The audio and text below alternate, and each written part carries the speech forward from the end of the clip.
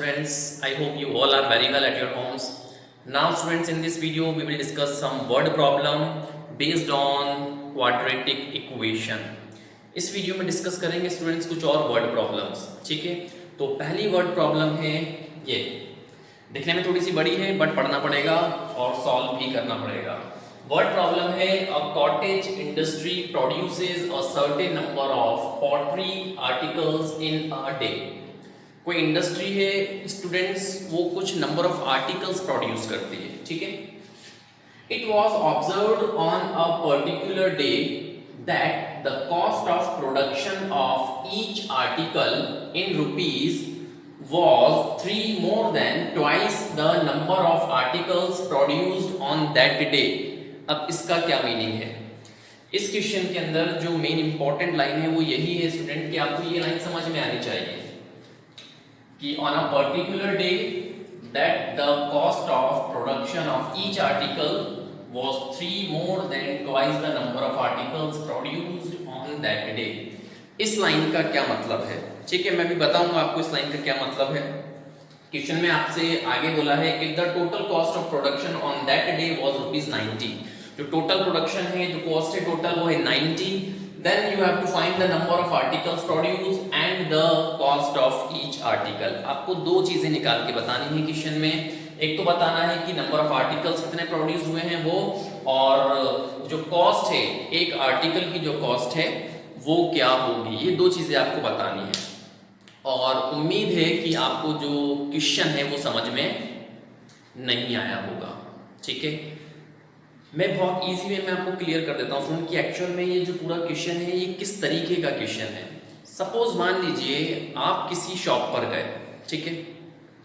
Shop पे जाने के बाद आपने शॉपकीपर से कहा कि भाई एक आर्टिकल की कॉस्ट क्या है, ठीक है। आपने शॉपकीपर से क्या पूछा कि एक आर्टिकल की कॉस्ट क्या है। आपने सीधा सीधा पूछा तो ऑब्वियस सी बात है शॉपकीपर को भी सीधा सीधा जवाब देना चाहिए कि भाई एक आर्टिकल की जो कॉस्ट है वो सपोज 100 है या 200 है, जो भी है। बट इस वाले क्वेश्चन के अकॉर्डिंग क्या हुआ, जब हमने एक आर्टिकल की कॉस्ट पूछी कि एक आर्टिकल की कॉस्ट कितनी है, तो हमें सीधा सीधा जवाब नहीं मिला, हमें थोड़ा जो जवाब है घुमा फिरा के मिला। क्या जवाब दिया शॉपकीपर ने? शॉपकीपर ने बोला कि अच्छा भाई आपको एक आर्टिकल की कॉस्ट जाननी है। हमने कहा हाँ भाई हमें एक आर्टिकल की कॉस्ट बताओ। तो उसने हमसे क्या कहा कि जितने आर्टिकल मैं एक दिन में बनाता हूं, ध्यान से सुनिएगा मेरी बात। हमने क्या पूछा है? एक आर्टिकल की कॉस्ट। उसने रिप्लाई क्या दिया? उसने रिप्लाई दिया कि एक दिन में मैं जितने आर्टिकल्स बनाता हूं उसका ट्वाइस कर दें और उसमें 3 ज्यादा कर दें, तो आपको पता लग जाएगा कि एक आर्टिकल की कॉस्ट कितनी है। वापस सुन लीजिए एक बार। हमने पूछा कि एक आर्टिकल की कॉस्ट कितनी है, ठीक है। उसने क्या रिप्लाई दिया कि आपको एक आर्टिकल की कॉस्ट जाननी है, तो वो आपको एक हिंट दे रहा है। क्या दिया उसने हिंट? कि एक दिन में मैं जितने नंबर ऑफ आर्टिकल्स बनाता हूं उसका ट्वाइस करें, फिर उसमें 3 ज्यादा कर दें, 3 ऐड कर दें, तो आपको पता लग जाएगा कि एक आर्टिकल की कॉस्ट कितनी है। तो एग्जैक्ट यही चीज यहां पर है। ये जो मैंने यहां पर ब्लू से अंडरलाइन किया हुआ है, इस लाइन का यही मतलब है कि it was observed on a particular day that the cost of production of each article, एक आर्टिकल की जो कॉस्ट है वो कितनी है, वाज 3 मोर देन, 3 ज्यादा, किससे ज्यादा? Twice the number of article, article के ट्वाइस से। 3 ज्यादा, लेकिन किससे 3 ज्यादा? आर्टिकल के ट्वाइस से। प्रोड्यूस्ड ऑन दैट डे, मतलब एक दिन में जितने आर्टिकल्स वो बनाता है, एक दिन में जितने आर्टिकल्स वो बनाता है उसका ट्वाइस से 3 ज्यादा क्या चीज है? कॉस्ट है किसकी? ईच आर्टिकल, एक आर्टिकल की। बात समझ में आ गई? हमने पूछा, हमने क्या पूछा था? एक आर्टिकल की कॉस्ट। उसने हमें एक आर्टिकल की कॉस्ट को बता दिया, लेकिन थोड़ा सा घुमा फिरा के बताया है, ठीक है।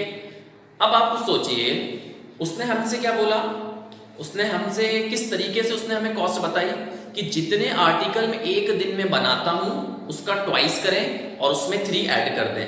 तो हमारा अगला सवाल क्या होगा? हमारा अगला सवाल ये होगा कि भाई ये बताओ कि एक दिन में आप कितने आर्टिकल बनाते हो। सपोज मान लीजिए उसने बोला कि भाई एक दिन में मैं 100 आर्टिकल्स बनाता हूं, तो अब हम आराम से पता लगा सकते हैं कि एक आर्टिकल की कॉस्ट कितनी है। कैसे पता लगाएंगे? हमने पूछ लिया कि भाई आप एक दिन में कितने आर्टिकल बनाते हैं, उसने बोला 100, ठीक है। अब हम उस 100 का क्या करेंगे? ट्वाइस करेंगे। 100 का ट्वाइस करते कितना मिलेगा? 200, फिर उसमें 3 ऐड कर देंगे तो 203। तो ये 203 क्या चीज है? ये हमें पता चल गया उस एक आर्टिकल की कॉस्ट। बात समझ आई? तो ये जो पूरी कहानी जो मैं आपको समझा रहा हूं, ये क्यों समझा रहा हूं? ताकि हमें ये पता लग जाए कि हम x किसको अज्यूम करने वाले हैं, किस चीज को हम अज्यूम करेंगे x। तो आप देखिए उसने लास्ट में पूछा भी है, find the number of articles. आपको नंबर ऑफ आर्टिकल्स भी निकालना है। तो लेट्स से हमने अज्यूम कर लिया कि एक दिन में जो नंबर ऑफ आर्टिकल्स हैं वो कितने हैं? लेट्स से x है, ठीक है। तो लेट सॉल्यूशन यहां पे हमारा start, let the number of articles on that day be x। हमने क्या assume कर लिया? एक दिन में कितने आर्टिकल बनाता है? x आर्टिकल्स बनाता है, ठीक है। अब हमें क्या पता करना है? एक आर्टिकल की कॉस्ट क्या होगी। तो उसके लिए उसने आपको ये लिंक दिया हुआ है पूरा कि आप एक आर्टिकल की कॉस्ट बना सकते हैं। कैसे बनाएंगे? जितने आर्टिकल वो बनाता है दैट मींस x, ठीक है। नंबर ऑफ आर्टिकल्स हमने कितना ले लिया है? एक तरीके से x ले लिया है, तो x का ट्वाइस करेंगे, फिर उसमें 3 ऐड कर देंगे। दैट मींस क्या बनेगा? 2x plus 3। तो ये जो 2x प्लस 3 है, ये क्या चीज है? ये है एक आर्टिकल की कॉस्ट। ये क्या है? It was observed on a particular day that the cost of production of each article. एक आर्टिकल की, हर एक आर्टिकल की जो कॉस्ट है वो है क्या? x, sorry 2x plus 3। बात सुन नहीं? तो इसको हम लिख लेते हैं कॉस्ट ऑफ ईच आर्टिकल। कितनी हो जाएगी? x का ट्वाइस करिए दैट मींस 2x और उसमें 3 ऐड कर दीजिए that means 2x plus 3 rupees. बात समझ में आ गई अच्छे से? तो अब हमारे पास दो चीजें आ चुकी हैं। क्या आ चुका है? एक तो आ चुका है total number of articles that is x, और हमारे पास क्या चीज है? Cost of each article. या यूं कह लीजिए एक आर्टिकल की कॉस्ट है हमारे पास। कितनी है? 2x plus 3। अब मैं आपसे एक सवाल पूछता हूं। सपोज मान लीजिए एक आर्टिकल 2 रुपए का आता है। सपोज एक आर्टिकल की कॉस्ट क्या है? 2 रुपए। तो 2 आर्टिकल की कॉस्ट क्या होगी?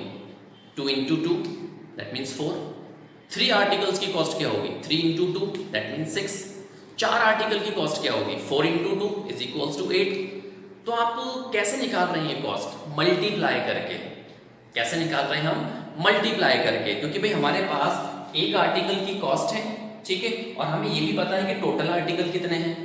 x है। भाई एक आर्टिकल की कॉस्ट कितनी है? 2x प्लस 3, और टोटल नंबर ऑफ आर्टिकल्स कितने हैं? x हैं। अब मैं आपसे पूछूंगा बताओ टोटल खर्चा कितना होगा? अगर आपको x आर्टिकल खरीदने हैं, ठीक है, इस हिसाब से कि एक आर्टिकल कितने रुपए का है? 2x प्लस 3, तो x आर्टिकल कितने रुपए के होंगे? तो इन दोनों को मल्टीप्लाई कर देंगे तो हमें टोटल कॉस्ट पता चल जाएगी। दैट मींस टोटल प्रोडक्शन पता चल जाएगा। तो नेक्स्ट स्टेप के अंदर टोटल प्रोडक्शन या total cost of production, total cost of production कितना हो जाएगा? x into 2x plus 3। इसको मल्टीप्लाई कर देंगे तो ये हो जाएगा 2x स्क्वायर प्लस 3x। ये टोटल प्रोडक्शन की कॉस्ट आ गई हमारे पास। कितनी है? 2x square plus 3x। और क्वेश्चन के अंदर टोटल कॉस्ट कितना गिवन है? लास्ट में उसने बोला if the total cost of production on that day was ₹90। Total cost given है कितनी? 90 रुपीस। तो ऑब्वियस सी बात है ये क्या है? टोटल कॉस्ट, और गिवन में टोटल कॉस्ट कितनी है? 90। तो मैं इसको इक्वल कर सकता हूं किसके? 90 के। तो अकॉर्डिंग टू द क्वेश्चन क्या बन जाएगा? 2x square plus 3x is equals to 90। 90 उधर ले आएंगे तो ये हो जाएगा 2x square plus 3x minus 90 is equals to 0। ये हमारी रेडी हो चुकी है क्या? Quadratic equation. अब कुछ भी नहीं है, इसको सॉल्व करना है। सॉल्व करके हमारे पास x की वैल्यूज आ जाएंगी। बात सुन आ गई? ठीक है ना? पूरा क्वेश्चन समझ में आया ना कि एक्चुअल में क्वेश्चन में चल क्या रहा था? मैं एक बार और आपको क्लियर कर देता हूँ स्टूडेंट, अगर अभी भी आपके दिमाग में कोई डाउट है, ठीक है, तो एक बार और सुन लीजिए। क्वेश्चन के अंदर कुछ ऐसा चल रहा था कि हमें एक आर्टिकल की कॉस्ट बताई गई, लेकिन डायरेक्टली नहीं बताई गई, घुमा फिरा के बताई गई है। घुमा फिरा के कैसे बताई है? ये चीज़, ये जो अंडरलाइन किया हुआ है मैंने ब्लू से, ये वो घुमा फिरा के बताया हुआ है, ठीक है। एक आर्टिकल की कॉस्ट है, मैं सीधा सीधा बता देता कि भाई एक आर्टिकल की कॉस्ट इतनी है, 100 है, सपोज 200 है, लेकिन ऐसा नहीं बना, ऐसा नहीं हुआ क्वेश्चन में, घुमा फिराया। तो घुमाया फिराया कैसे? उसने आपसे बोला है क्वेश्चन के अंदर कि एक आर्टिकल की कॉस्ट कितनी है, जितने आर्टिकल में एक दिन में बनाता हूं उसके ट्वाइस से 3 ज्यादा। तो उसके अकॉर्डिंग हमने ये दोनों चीजें बना ली थी और जो टोटल प्रोडक्शन है वो कॉस्ट निकाल ली है, और टोटल प्रोडक्शन की कॉस्ट 90 थी, तो अकॉर्डिंग टू द क्वेश्चन करके हमने इक्वेशन तैयार कर दी। आई होप ये आपके समझ में आ गया होगा, ठीक है। अब इस इक्वेशन को हमें क्या करना है? सॉल्व करना है, ठीक है। तो इसको सॉल्व करना बहुत आसान है, क्वेश्चन रब कर रहा हूं, ठीक है। याद रखिएगा हमें दो चीजें निकालनी है, नंबर ऑफ आर्टिकल्स भी निकालने हैं and the cost of each article, ठीक है। दो चीजें पूछी क्वेश्चन में। चलिए देखते हैं। अब ये जो इक्वेशन बनी है, इस इक्वेशन को सॉल्व करने के लिए आपके पास 3 मेथड है, ठीक है। फैक्टराइजेशन यूज कर सकते हो, क्वाड्रेटिक फार्मूला यूज कर सकते हैं। इक्वेशन में यहाँ पे लिख देता हूँ एक बार। इक्वेशन है हमारे पास 2x² plus 3x minus 90 is equals to 0, ठीक है। मैं क्वाड्रेटिक फार्मूला लगा रहा हूँ। स्मॉल a की वैल्यू है 2, स्मॉल b की वैल्यू 3, स्मॉल c की वैल्यू -90। चलिए भाई, क्वाड्रेटिक फार्मूला क्या होता है याद है? x is equals to minus b plus minus under root b square minus 4ac upon 2a, ठीक है। वैल्यूज रख देंगे इसमें, माइनस बी कितना है 3 plus minus under root b square, तो 3 का स्क्वायर 9 हो जाएगा, 4a की वैल्यू 2 है and c is minus 90 upon 2a की वैल्यू 2 अगेन। बात समझ में आ गई, ठीक है। चलिए नेक्स्ट देखते हैं आगे। इसको सॉल्व करना है स्टूडेंट, तो x is equals to -3 plus minus square root 9, ये हो जाएगा माइनस माइनस प्लस, नाउ 4 2 जा 8, 8 9 जा 72 एंड 0 अपॉन 2 2 जा 4।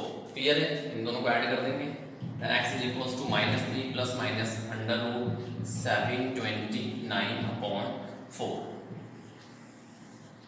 क्लियर है यहाँ तक अच्छे से? चलिए भाई, 729 is the perfect square of 27। 729 perfect होता है किसका? 27 का। तो नेक्स्ट स्टेप के अंदर x is equals to -3 plus minus 27 upon 4। Now taking positive sign, सबसे पहले पॉजिटिव साइन ले लिया मैंने, टेकिंग पॉजिटिव साइन, तो ये हो जाएगा x is equals to -3 plus 27 upon 4, then x is equals to 24 upon 4, 4 1 का 4 6 का, then x is equals to 6। एक वैल्यू तो कितनी आ गई? 6। नाउ टेकिंग नेगेटिव साइन, अब नेगेटिव साइन लिया तो ये हो जाएगा x is equals to -3 minus 27 upon 4, then x is equals to -30 upon 4। Now this value is not possible, x is equals to -30 upon 4, x की ये वैल्यू पॉसिबल नहीं है। क्यों? क्योंकि x क्या अज्यूम किया था? x जो है हमने नंबर ऑफ आर्टिकल्स अज्यूम करे थे, और number of articles can not be negative. कोई भी नंबर ऑफ थिंग जो होती है वो नेगेटिव नहीं हो सकती, तो ये वैल्यू जो है ये पॉसिबल नहीं है, तो यहाँ हमने लिख दिया नॉट पॉसिबल, ये वैल्यू पॉसिबल नहीं है। तो हमारे पास x की क्या वैल्यू आई? x की वैल्यू हमें मिली 6, ठीक है। अब हमने x क्या अज्यूम किया था? नंबर ऑफ आर्टिकल्स, मतलब कि एक आंसर हमारा आ चुका है कि जो नंबर ऑफ आर्टिकल्स है ऑन दैट डे इज 6, ठीक है। फिर हमसे क्या पूछा है? एक आर्टिकल की कॉस्ट भी बताइए, तो मैं इधर बता देता हूं आपको, देखिएगा भैया। तो नंबर ऑफ आर्टिकल्स तो आ गए हमारे पास, क्या? Number of articles on that day is equals to x assume किया था, x की वैल्यू 6, ठीक है। अब कॉस्ट ऑफ ईच आर्टिकल, अभी कॉस्ट ऑफ ईच आर्टिकल कितना आया था हमारे पास स्टार्टिंग में 2x + 3, यही था 2x, x की वैल्यू कितनी है 6 + 3, तो 6 2 12 + 3 विच इज 15 रुपीज। तो ये हमारे दो आंसर्स आ गए, एक तो नंबर ऑफ आर्टिकल्स आ गया और कॉस्ट ऑफ ईच आर्टिकल आ गया। ठीक है स्टूडेंट्स, तो आई होप ये आपके समझ में आया होगा। देखते हैं हमारी next word problem. Before that pause the video to note it down. Now student the next word problem is this. इस बार वर्ड प्रॉब्लम में हमारे पास एज वाली प्रॉब्लम है। ठीक है, क्वेश्चन है हमारे पास the sum of the reciprocals of Rahman's age in years 3 years ago and 5 years from now is 1/3, find his present age। तो एक चीज तो ऑटोमेटिकली आपको क्लियरली दिख रही होगी कि x किसको अज्यूम करना है, किसको अज्यूम करेंगे x। लास्ट में जो पूछा है फाइंड हिज प्रेजेंट एज, तो हम प्रेजेंट एज को x अज्यूम कर लेते हैं। और मैंने आपको प्रीवियस वीडियो में भी जब वर्ड प्रॉब्लम कर रहे थे उसमें मैंने आपको बताया था कि जो एजेस वाली जो प्रॉब्लम्स होती है ना स्टूडेंट, उसमें मोस्ट ऑफ केसेस के अंदर हम जो x अज्यूम करते हैं वो प्रेजेंट एज को अज्यूम करते हैं। रीजन ये है कि प्रेजेंट एज एक ऐसी एज होती है जिससे हम आगे की भी एज निकाल सकते हैं एज वेल एज पीछे की भी एज आराम से निकाली जा सकती है। तो अज्यूम क्या कर लेंगे, प्रेजेंट एज को क्या ले लेंगे x। तो सॉल्यूशन हो जाएगा let the present age of Rahman be x years। ठीक है, प्रेजेंट एज को हमने x ले लिया। अब बात करते हैं क्वेश्चन क्या है। देखिए भाई, उसने बोला है द सम किसका सम, रेसिप्रोकल का सम।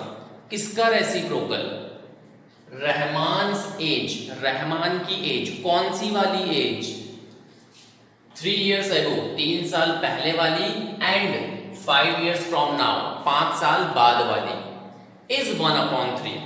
स्टूडेंट्स कई बार क्या होता है, जो इंग्लिश जैसे जो क्वेश्चंस होते हैं ना, इसको हम जो मीनिंग निकल के आता है ना वो पीछे से पढ़ने पर आता है।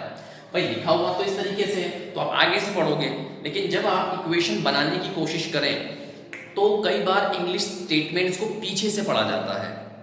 बात समझ आ रही है? तो पीछे से पढ़ते हैं तो बहुत इजी वे में हमारी इक्वेशंस बन जाती है। कैसे, आप इसको पीछे से रिवर्स में पढ़िए एक बार। 5 साल बाद वाली एज और 3 साल पहले वाली एज, ठीक है, ये दो एज हो गई। इनका क्या करें, रेसिप्रोकल कर दें, देन उनका सम कर दें, बस हमारी इक्वेशन बन जाएगी। तो पीछे से जब इक्वेशन को रीड आउट किया जाता है, ठीक है, तो इक्वेशन जल्दी बन जाती है। बात समझ आ रही? जैसे फॉर एग्जांपल मैं आपसे पूछूं कि भाई इसका मतलब क्या है, son of Sardar, son of सरदार, क्या मतलब निकलेगा इसका, सरदार का बेटा। तो सरदार का बेटा, ये जो मीनिंग निकला है कैसे निकला, आपने इसको पीछे से रीड आउट किया। भाई बेटे का सरदार, बेटे का सरदार, ये क्या मतलब निकला। भाई अगर आगे से पढ़ूंगा तो बेटे का सरदार, ठीक है, मीनिंग पीछे से निकलेगा, सरदार का बेटा। बात समझ में? तो एग्जैक्ट वही चीज है यहाँ पर भी, पीछे से पढ़ोगे तो बहुत फटाफट इक्वेशन बनेगी हमारी, ठीक है।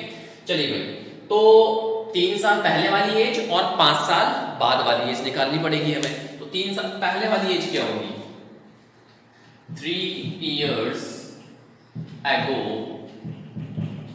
एज ऑफ रहमान कितनी हो जाएगी, x - 3, ठीक है। 3 साल पहले, 3 साल छोटा होगा। Now 3 years from now, 3 years from now age of Rahman कितनी हो जाएगी, x + 5 years, ठीक है, 5 साल बड़ा हो जाएगा।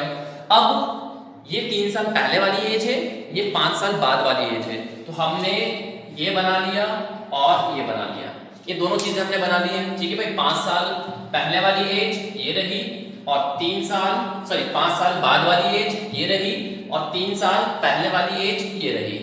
अब इन दोनों का क्या, रेसिप्रोकल, उसने बोला रेसिप्रोकल, तो इन दोनों का अब हमें रेसिप्रोकल करना पड़ेगा, ठीक है। तो जैसे आप x - 3 और x + 5 का रेसिप्रोकल करेंगे तो क्या मिलेगा, रेसिप्रोकल करते मिल जाएगा, इसका रेसिप्रोकल हो जाएगा 1 अपॉन x माइनस 3 और इसका रेसिप्रोकल कितना हो जाएगा 1 अपॉन x प्लस 5। ये दोनों के क्या हो गए रेसिप्रोकल, ठीक है।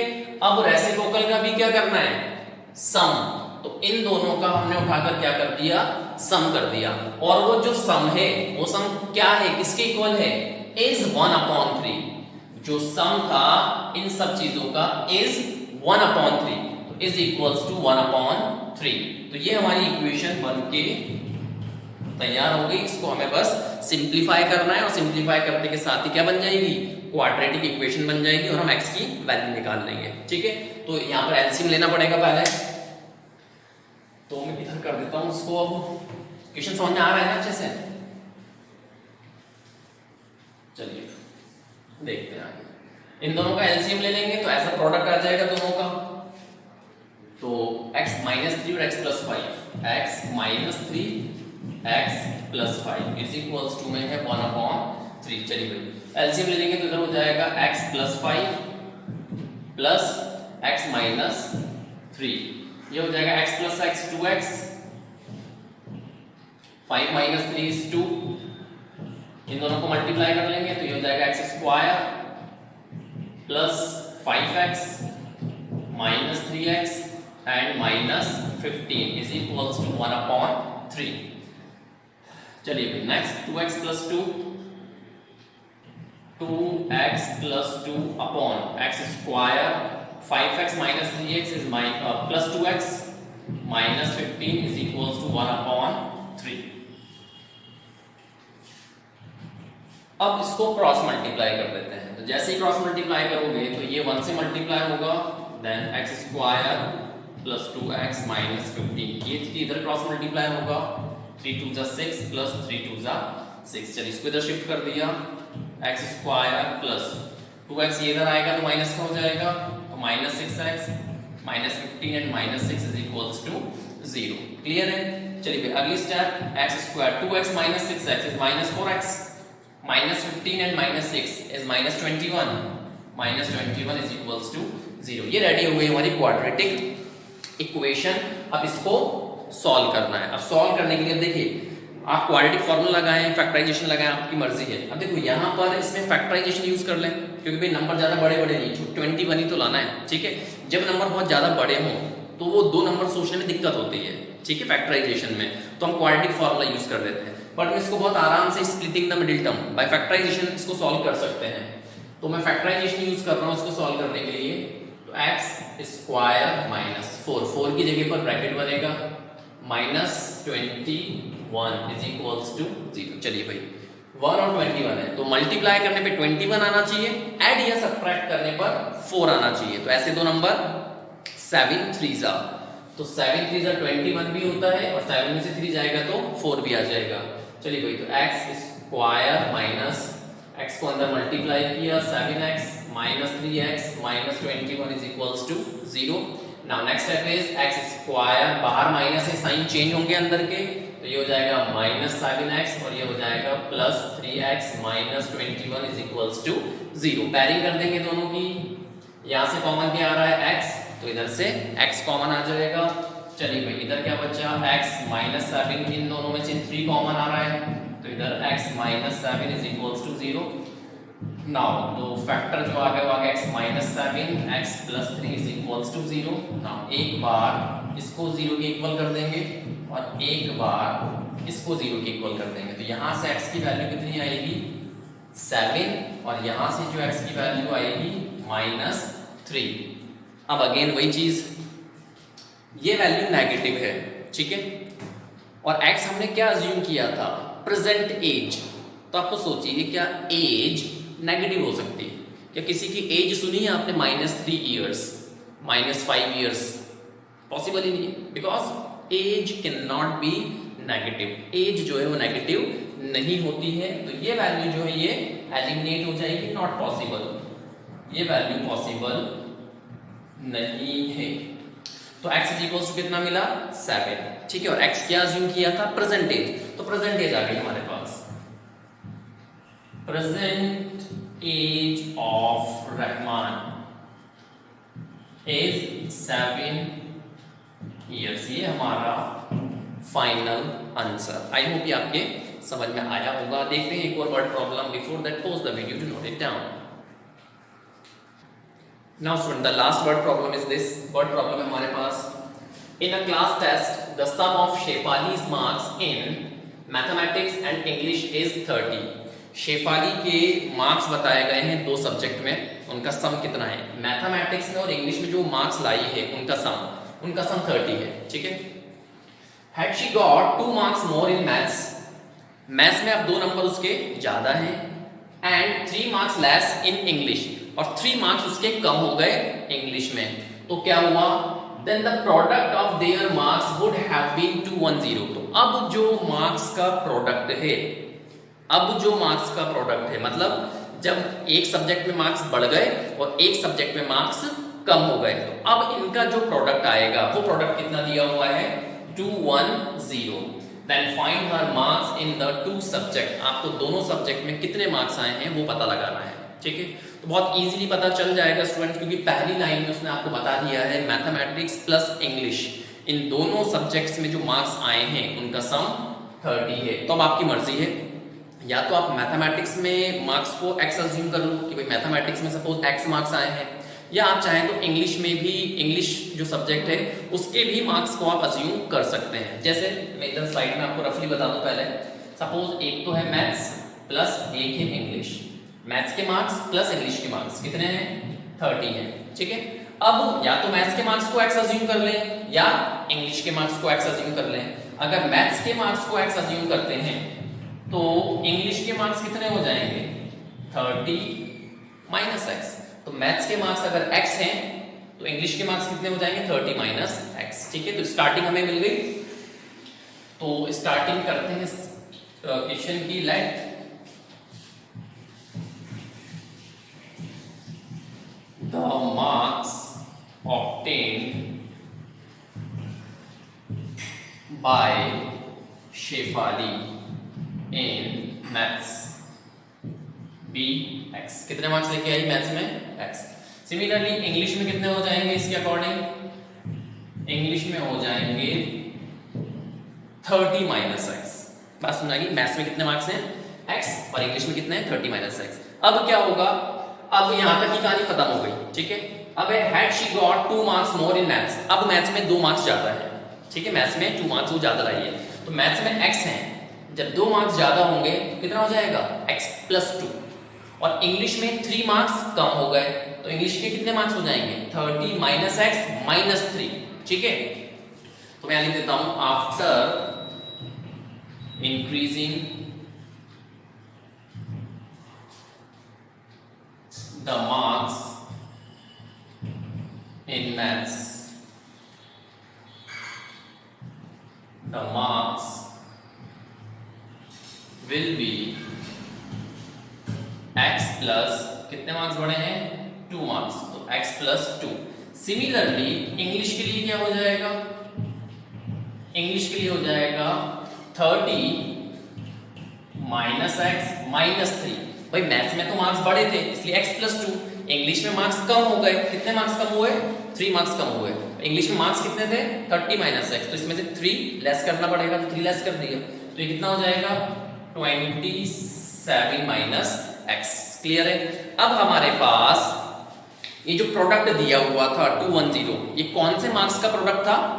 जब मैथ्स में मार्क्स बढ़ गए और इंग्लिश में मार्क्स कम हो गए, तो अब जो प्रोडक्ट होगा मार्क्स का वो 210 होगा। मतलब ये कि ये रहे हमारे पास मैथमेटिक्स के मार्क्स आफ्टर इंक्रीजिंग। जब जब मैथ्स में मार्क्स बढ़ गए तो ये मार्क्स हो गए, और इंग्लिश में मार्क्स कम हो गए तो मार्क्स ये हो गए। तो इन दोनों का जो प्रोडक्ट है दैट इज 210। बस इनको मल्टीप्लाई करना है, इक्वल टू में 210 लिख देंगे, हमारी इक्वेशन बन जाएगी बहुत इजी वे में। चलिए भाई देखते हैं क्या है।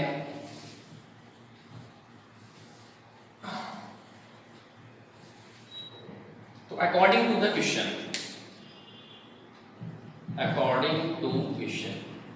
मैथमेटिक्स में मार्क्स x प्लस 2, इंग्लिश में मार्क्स 27 माइनस x, और इनका प्रोडक्ट 210 मल्टीप्लाई कर देंगे, ये हो जाएगा 27x ये हो जाएगा माइनस एक्स स्क्वायर, ये हो जाएगा plus 54 and minus 2x is equals to 210। Clear है? चलिए अब देखिए इधर 27x माइनस 2x 25x, तो ये हो जाएगा 25x minus x square plus 54 को उधर ले जाते हैं, ये हो जाएगा 210 minus 54। Then we have 25x minus x square, इसमें माइनस कर लेंगे, 10 में से 4 6, नाउ 20 में से 5 इज 15। अब सुनिएगा भाई, यहाँ पर ये एक्स स्क्वायर नेगेटिव है तो बेस्ट रहेगा कि इसको पॉजिटिव बना लें। तो इसको उधर शिफ्ट कर दिया तो ये उधर जाएगा तो पॉजिटिव हो जाएगा, ये उधर जाएगा तो नेगेटिव हो जाएगा, और इधर प्लस में 156 ऑलरेडी है। अब इक्वल टू में 0 इधर लिखें या उधर लिखें, डजंट मैटर। ये हमारी इक्वेशन बन गई है स्टूडेंट। अब आपको इस इक्वेशन को सॉल्व करना है। सॉल्व आप करेंगे इस इक्वेशन को, जैसे ही सॉल्व करेंगे तो आपको x की वैल्यूज मिल जाएंगी, ठीक है। बट याद रखिएगा x क्या था, x क्या चीज थी, मैथमेटिक्स के मार्क्स, ठीक है। अच्छा यहाँ पर मैं एक बात और क्लियर कर दूं स्टूडेंट, जब आप x की वैल्यू निकालेंगे तो आपको दो वैल्यूज मिलेंगे। मैं निकाल देता हूँ, ठीक है, मैं आपको x की वैल्यूज निकाल देता हूँ। चलिए भाई, अब मैं सीधे क्वाड्रेटिक फॉर्मूला अप्लाई कर रहा हूँ, आप लिखना पूरा अच्छे से, ठीक है। तो x is equals to minus b, that is minus 25 plus minus b square, 25 का स्क्वायर तो 625 माइनस 4 ac, 4 6 24 और 2 एंड 6, ठीक है। मैंने बी स्क्वायर माइनस 4 ac कर लिया है अपॉन 2a, 2 और a 1 है, तो यहाँ से आपको वैल्यू मिलेगी 25 प्लस माइनस, यहाँ बचेगा 1 और अंडर रूट 1 इज 1, तो यहाँ 1 मिला और अपॉन में 2 मिल गया, ठीक है। एक बार पॉजिटिव साइन ले लेंगे, एक बार नेगेटिव साइन ले लेंगे। तो मैं इधर बता देता हूँ साइड में। चलिए भाई, तो सबसे पहले पॉजिटिव साइन पिक किया, पॉजिटिव साइन पिक करेंगे तो ये हो जाएगा 25 plus 1/2, that means 26 by 2, that is 13। अब नेगेटिव साइन ले लेंगे एक बार, नेगेटिव साइन लेंगे तो कितना हो जाएगा 25 माइनस 1 अपॉन 2, तो 24 अपॉन 2 इज 12। ये दो वैल्यूज आई। ये मैंने क्यों निकाल के दिखाई स्टूडेंट, क्योंकि ना तो x is equal to 13 eliminate हो सकता है और ना ही x is equal to 12 eliminate हो सकता है, दोनों ही वैल्यूज वैलिड हैं। इसका मतलब हमारे दो आंसर्स आएंगे, एक तब जब x की वैल्यू 13 है और एक तब जब x की वैल्यू 12 है। तो जब x की वैल्यू 13 है तो मैथमेटिक्स के मार्क्स पता चल गए, तो इंग्लिश के मार्क्स क्या होंगे, तो if x is equals to 13, तो जो मैथ्स में मार्क्स हैं, ठीक है, मैं शॉर्ट में लिख रहा हूं जल्दी जल्दी, ठीक है। मैथ्स में मार्क्स कितने हो जाएंगे 13, और इंग्लिश में कितने मार्क्स हो जाएंगे, इंग्लिश में मार्क्स हो जाएंगे हमारे पास 30 minus x, that means 30 minus 30 which is 17, ठीक है। और अगर x की वैल्यू 12 है तो मैथ्स में मार्क्स हो गए 12 और इंग्लिश में मार्क्स कितने हो जाएंगे 30 माइनस 12 विच इज 18। तो हमारे दो आंसर पॉसिबल हुए, पहला आंसर 13 एंड 17 या फिर 12 एंड 80। ये हमारे फाइनल आंसर्स, दो आंसर्स पॉसिबल है। आई होप ये आपकी समझ में आया होगा स्टूडेंट। नेक्स्ट वीडियो में और वर्ड प्रॉब्लम पे बात करेंगे। Thank you so much.